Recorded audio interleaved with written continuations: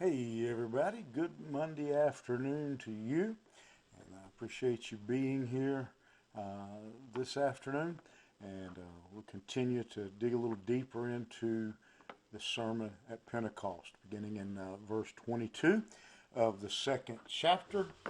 We read these words.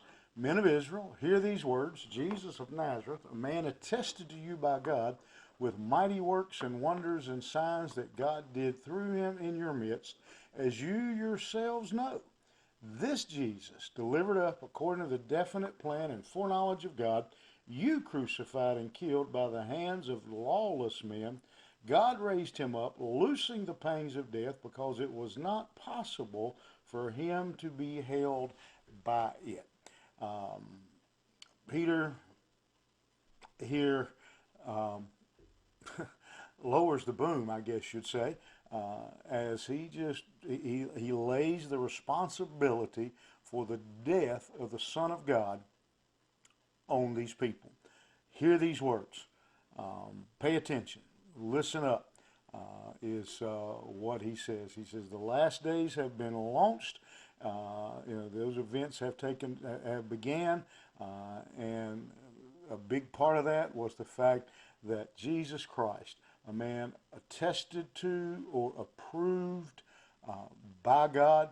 The Greek word there means to accredit, to sanction, to certify, to endorse.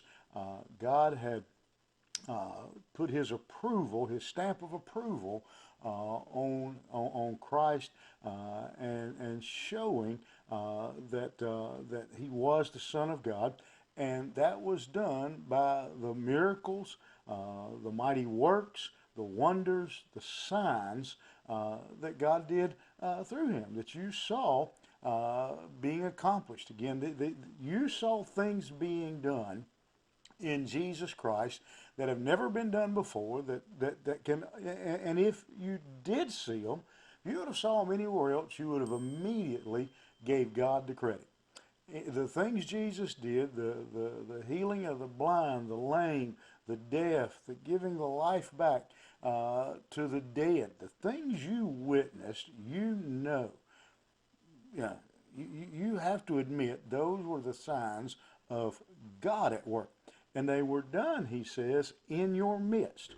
They weren't done in secret. They were done in your presence. You saw them. There's numerous witnesses that will step forward and that were part of these things, the recipient of the miracle.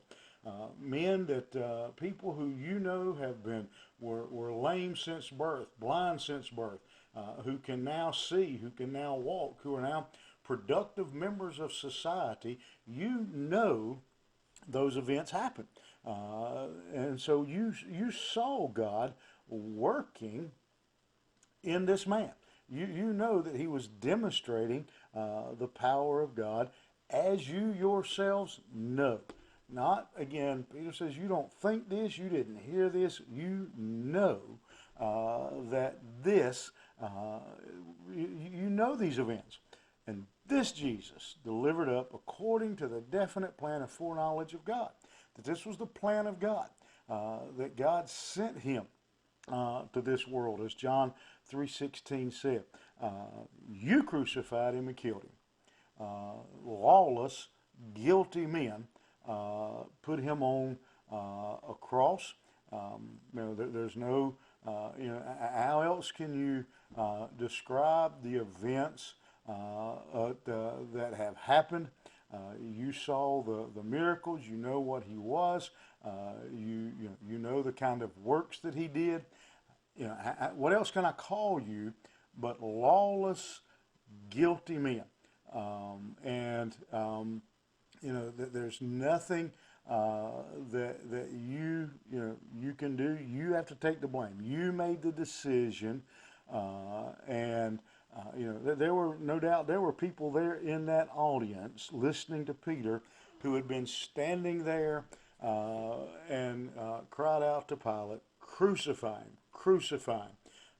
And both the Jews and the Gentiles came together to crucify him. But he says in verse 24, thank God it doesn't end at verse 23.